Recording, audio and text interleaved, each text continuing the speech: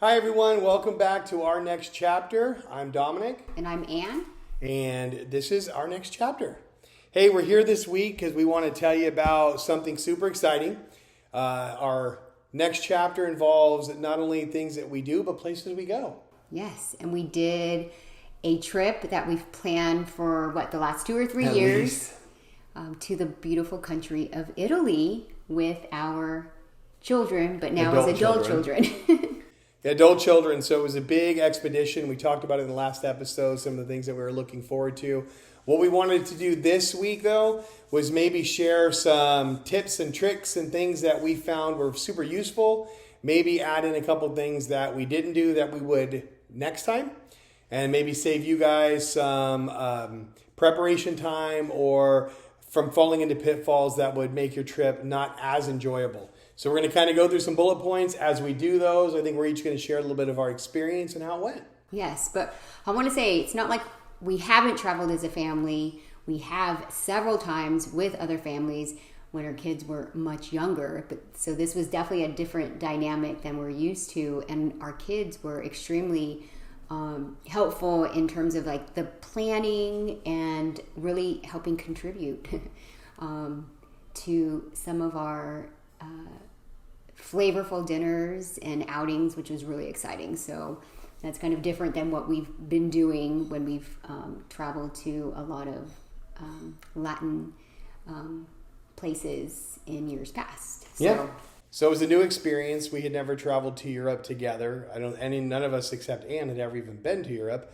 So it was a new experience for all of us. So I think what we want to do is kind of share some of the things that we found interesting and helpful. And like she said, our kids were absolutely amazing about getting little tidbits and watching videos like this that shared other people's experiences. So where do you want to start? Let's start with just maybe like the pre-planning element of it. Pre-planning is a good place to start. So a couple of things that we thought of when we came back, we reflected on like what were sort of like the top 3 things that really helped us before, during, after the trip. So exchanging money before the trip, right? Someone gave me this tip to be able to have money, euros before you go, so you're not really getting the stress of like finding an ATM or trying to exchange your dollars at the airport. Like having that done up front was a big thing for us, and we did it super easy through your bank. And you could do it through your app, and we were able to save some fees because we did it through the app.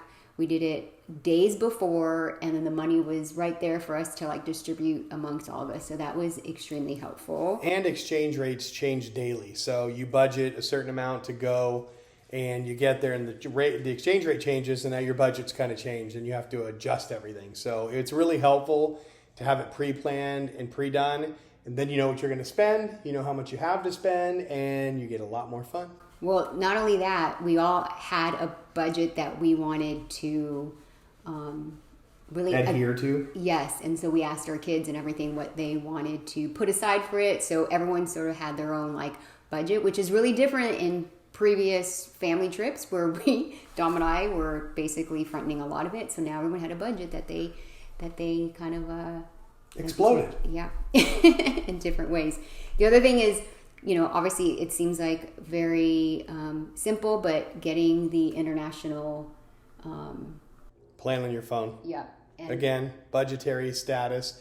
You know what you're going to spend going in. So when you get back home, you can plan for $10 a day ad times 2 phones, $20. When we get home, I know exactly how much I've spent, rather than getting there and risking it and saying, oh, I went overboard on this day, or you didn't even realize that you were texting and it's counting against you.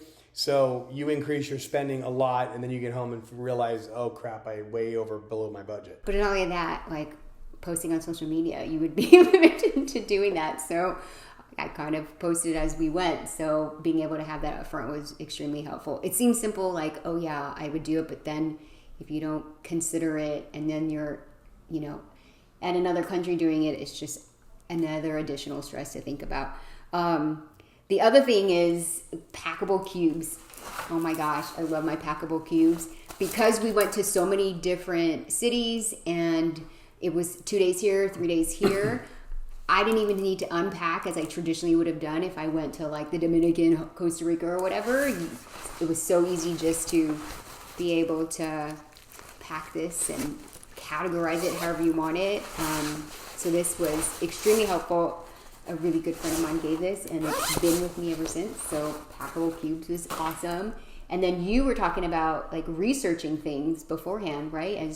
Yeah, I mean, when you get to each city, and I think my kids did a great job at this. I wish I would have done a better job, and I strongly recommend if you're going someplace that you've wanted to go for a really long time, do a little bit of research on that place and things around it. So when you get there, you've got an idea of what you want to do, because it's overwhelming, and it's overwhelming quickly.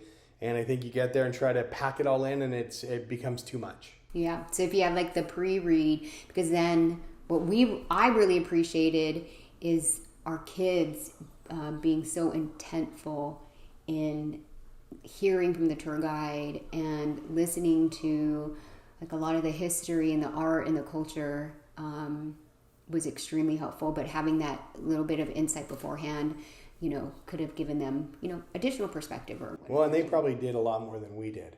So that's more of a tip for people in our age group. Oddly enough, our daughters did a ton of research on places we were going, places you could visit, things you could do, all those kinds of things. So they were in a lot better position than we were. So I would strongly recommend, if you're going, do some of that, especially for your own wants and desires, because you get there and they go, oh, what do you want to do next? And you're like, I don't know, I haven't been here, so what am I going to do? I think it's a great transition time, too, to go into what was the next super important, probably the most important part of the trip. Yeah, so we got a lot of feedback on, do you get a tour guide? Do you not? Do you wing it on your own? I mean, there's so many things that you can learn from obviously social media and TikTok of places to go, hotels, but TikTok. I have to say, if it wasn't for a tour guide, I think we would have been like really... I think we would have been. Yeah, based on the dynamic of our family, stressed out, and we wouldn't have been able to see as much ground as we did from Venice to Tuscany to Florence to Rome. And stops in between. And exactly, without that tour guide being able to say, here's where we're going to be, every day, this is where we're having breakfast, dinner, etc., and all the places, I think we would have had a bit of anxiety. At least I knew I would have been. Oh, we would have had a lot of anxiety. Yeah. Not a little bit. It would have been a lot. Yeah, it allows you to fully engulf yourself in the experience. When you get to some of these places, St. Francis of Assisi Church was overwhelming. There's so much there to see. It covered 5 different centuries in a village. And if you hadn't had a tour guide pointing things out, you'd walk through and probably miss 90% of it. Yeah. And it allows you to just really take it all in and come home and feel like you had that experience. I got to understand what was going on, understand where the changes came over, and such a greater respect for what they did during those times and what it was. Yeah, I think when most people travel to Italy, from what we heard, they really focus on a specific area, city, region, and we really wanted to see more of the common areas like Venice and Florence and Rome. And so having someone available to us and providing like that guide and taking off the cognitive load off of you of the thinking of what we should do. Do we take a train? Do we take a bus? Whatever. It was extremely helpful. So anyone traveling for the first time to Europe, I think it's a must. Yeah, especially if you're in a high anxiety family and you don't know or with somebody who's high anxiety, it's really helpful. It's super helpful, and it takes a lot of the burden off your back. And we had like a half day where we didn't go with the tour guide, and then we had the last day where we didn't, and it was a very different trip. Not a bad part. In fact, the last day was one of my favorite days, but it changes things. It changes it a lot when you have to go find stuff yourself and plan it out yourself, and you're doing it again all of a sudden. And I think nerves get a little frazzled, and when you're already high anxiety, I don't want to point at anybody, it can become more difficult. But it worked out well. I mean, the tour guide was amazing. We had a great person. Each city, each place had an additional tour guide that specialized in that place and really identified things that you would have never known that were there or what they meant. The Golden Door by Michelangelo, with all the stories from the Bible, it was beautiful, and you would have said, "Oh man, that was really cool." But understanding what it was and how he built it and the amount of work that went into it, it would have passed us by. Yeah, and what was so good about the tour guide as well is when we were traveling from city to city, we went through different towns that probably you would have overlooked potentially. One of them being this amazing winery in Tuscany that we visited. Do you want to kind of expand? I can't even pronounce some of it. I can't pronounce any of them. We had dinner at a great little winery. We fell in love with the people there. In fact, one of the people in particular, they had two guitarists and a singer, and the singer really made me think of my grandparents, and more so my great-grandfather, because he looked like them, sounded like them, acted like them, and took a shining to my daughters and danced with one of them and took pictures with them, and it was really, really nostalgic for me because it brought me back to when I was around my great-grandfather, which has been, good Lord, many, many years. So we were drawn to it. I don't drink, but everybody said it was really good. It was really cool colors and extravagant flavors, and middle one for my mom, and this one's for a gift for a wedding, and this is for the girls. And so a little bit of everything, but beautiful winery, beautiful people, beautiful country. Yeah. The other thing I want to say is Dom and I visited a church it was Assisi, right? Assisi. We visited a few churches. But one was really special because we actually attended a church. It was all in Italian, and we probably would have never visited this town, but... oh yeah, that was Mass at the St. Francis of Assisi. Yeah. Exactly. Yeah. And picked up a really beautiful bracelet that I have here. A few things. Yeah, so it was great. And a great story behind that, and then we'll move on to some other stuff, but... The city of Santa Clara was named after St. Clare, who's the original saint that one of the churches was built around. And then St. Francis of Assisi, San Francisco was named after him. So there was a lot of local coverage, I don't know what the word I'm looking for, but local influence that came from the place we were at. So it had an even deeper meaning, especially if you're a geek in history like I am, to get to know that. It was super enjoyable. Exactly. Loved it. And then some key accessories, and Anne's going to actually accessorize some of them for you.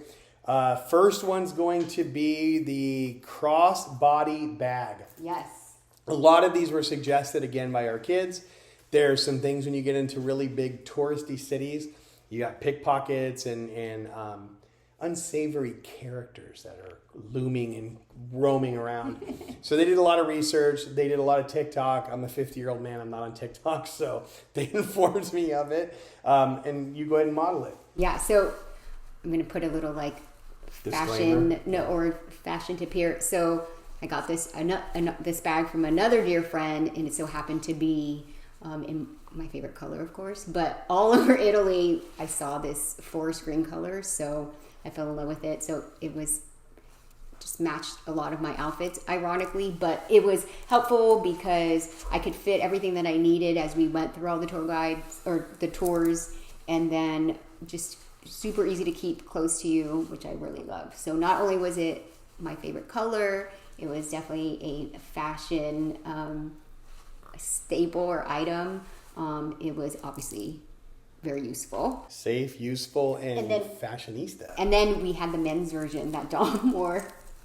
Yeah, I'm not going to model it, but yeah, it was convenient because I could put my wallet in there. When they got papers, I put my phone in there and looked like a super traveler.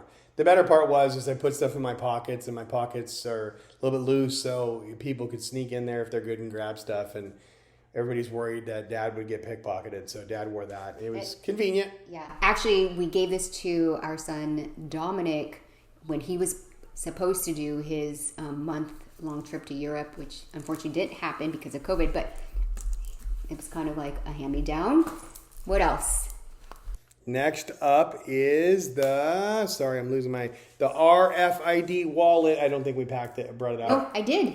And it's in my favorite color again. As you can see, I'm wearing all the shades of. And there's a men's version that's a little metal piece. It's got your cards in it, and then you can put money on the side. It's really convenient. In fact, I've kind of just kept on using it because it's super small and compact. But the purpose of that is they scan you as you're walking by. A lot of times, these unsavory characters, and they'll scan your credit cards and have your information. You won't even know. So it just puts a little block on there. So another layer of safety, make you feel good so you can enjoy your trip. And we didn't put this on there, but also the girls found this, and we all had one, which was a phone strap. So again, it's not like you're worrying about your crossbody bag and then your phone and then trying to listen into, what the tour guide is saying. So you have like everything close by your body. So it was extremely helpful. So I loved it. I had it at all times. And she's enjoying being a model, so this is like super bonus. This is like the simple things that bonus. Again, our girls had recommended, so it's awesome. And being that we are in the digital age, probably the most important gadget to bring with you besides your phone so you can record and post on the go, because that's super important to do, is the charger. When you go to Europe, they're on a different circuit, so you don't have the normal... I hope you guys can see this. I'm not sure. It's a different layout. So you use this guy. It's got the adapter for it. You plug it into the wall, and then you can plug your stuff into it. It also had multiple plugs. So you plugged one in, and we could plug 3 or 4 phones into it. So it was really helpful. When we were on the tour, we ran into a bunch of people that hadn't planned for it, so they had to run out and buy it. Again, it becomes a budget buster because now you're spending more money. You're having to buy it, so you're kind of at the will of whatever they charge you. So great tip. Strongly recommended. Please take that advice because you'll appreciate it later. Yep. Creature comforts. Comfort time. Comfort and appearance are probably 2 of the most important things in our lives, and probably 2 of the most important things in everybody's life. So we're going to go through a couple of things that we found to be really, really important from a comfort standpoint. We'll go backwards. Neck pillows. We'll start with neck pillows. Oh, yeah. So obviously it's a very long flight for us in California. It was 5.5, 6 hours to New York. And then you had another 8.5, 9 hours to Italy for this trip. So it's a lot of time flying. We've had the old neck pillows in the past. They weren't super comfortable for us. So we found some designer ones for Anne and the girls, actually, and our son, who used the designer one. I had one of my daughters' boyfriend recommended this one, and I enjoyed it, and it squeezes into a little pack, but it opens up and it conforms and it's comfortable, and I liked it and I'm keeping it. So great use, and it's like a pillow that conforms. I don't remember what they call those. Anyway, conforming pillows. But not only was it for the plane ride, when we went from city to city on the bus, it was easy to fall asleep. Yeah, it was easy for us to just have at our what am I trying to say? Easy to grab and go, convenient. And then next piece, your feet. Oh yeah, your feet. Well, we love Hokas, but we're a big Hoka adult family. Well, parent part. We love the Hokas. They're super comfortable. People did make fun of some other people for wearing them, but we didn't care. Yeah. So all of us had really comfortable shoes. I think every day we would walk, close to on average 19,000 steps, 17 to 19,000 steps a day. And we were walking through cobblestones, a lot of cobble. Several steps. And so if you didn't have comfortable shoes, you probably wouldn't have made it. And there was people in our group too that really struggled to get through not only the amount of steps, but just the pavement, because it was hard to walk. So having really comfortable shoes was extremely Which leads to a great little segue. We're going to go back to the accessory part, but a lot of the people that were in the tour group were even older than us. So our kids were by far the youngest people in the group. Still adults and had a great time, but it was a lot of older people. And as we spoke to them and got to know them and befriended some of them, there was a resounding piece of advice. Do you remember what that advice was? Travel while you're young. Travel when you're capable. So you could really enjoy it and get around and move. And it was funny because we went to an event last night and I ran into some friends that are much younger, young married couple, and I had that same conversation with them. I felt like I was the people advising us to get out and do it now. Don't wait. Don't say, oh, I'll get to it in 5 years. Yeah. Go, push the limit and get yourself out there and go. Get a tour guide regardless. So before I go off on a tangent, clothing. Yes. Well, one of the things too, because you're going to sacred places, you're visiting several churches. The reason why I'm wearing this scarf is you are not allowed to show your shoulders. Women, yes, not allowed to show your shoulders, but I think men too. Why would you go in with a tank top? So traditionally they said when you walked into the church, especially the bigger formal churches where cardinals are or the Vatican, men and women couldn't expose their shoulders. They've become a lot more lenient on the men. And the women somewhat, because it used to be you can't have exposed knees as a woman, but they're pretty open to that. But the shoulder thing for women is still a pretty big deal. Right. So a lot of vendors were selling scarves, so we just packed several scarves and we kind of interchanged it amongst ourselves, and they had good fashion pieces again too. So and you can open it up and cover your shoulders. Yeah. And then what else do we have? So you also, when you go there, you're going to go places like the Vatican, which is like super important, super religious, a holy place to go.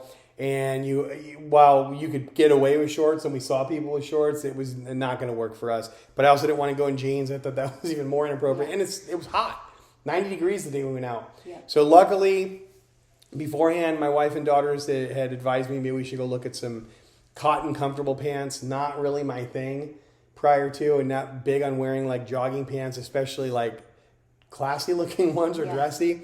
But I went in on it and bought them and brought them on the trip, and they were super comfortable, super lightweight, super cool. I didn't get overheated. It was 90 degrees, walking 19,000 steps, and I survived.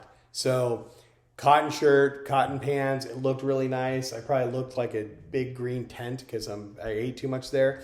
But super good idea to shorts, cotton pants, leave the jeans at home, leave the super dress pants at home, and get really comfortable clothes. Right. And again, the comfort is the key to vacationing, right? Comfort is the key. But what I loved about it is, ironically, we were very color coordinated, which I loved when we went. So that was kind of like a nice little added bonus. When she did her videos, the colors were popping. Yeah. She wore this yellow dress. Literally, it was like, Where's Waldo? Every picture we went back and found of that day, something was yellow was in the background. It was ironic. But we don't, these are great tips. Yeah. Great information. We loved it. More importantly, were the things we got to see. Things like the Colosseum and the Forum and the Vatican and the Sistine Chapel, and learned about Michelangelo, the Leaning Tower of Pisa, and the St. Francis of Assisi. And there's just so much that you get to see and experience.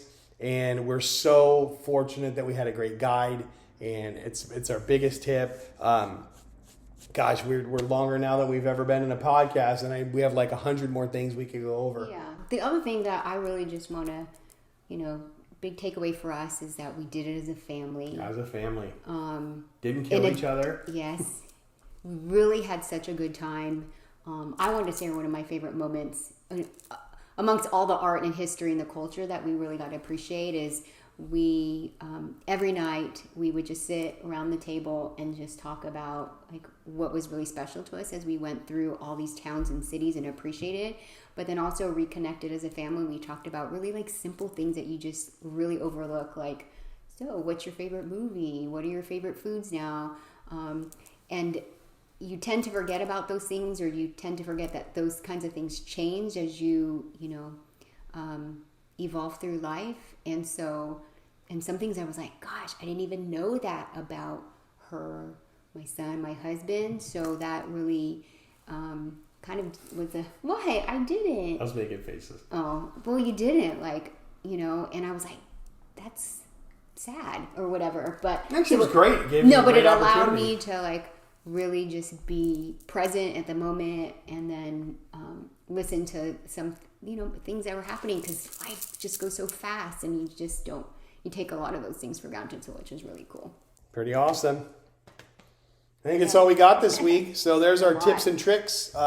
Stay tuned for next episode. It's going to be super entertaining. It's going to be about us. So those are the big ones. Give us a subscribe, give us a like, give us a shout. The social media pictures are going to follow this now. This podcast, we'll put a link out there because Ann tracked the trip on her social media. Don't follow mine. Mine is a hot mess. Yeah, old man trying to post. You get it. It's a lot of weird selfies from weird angles of me. So check hers out and check us out. Until next week. Peace. Bye.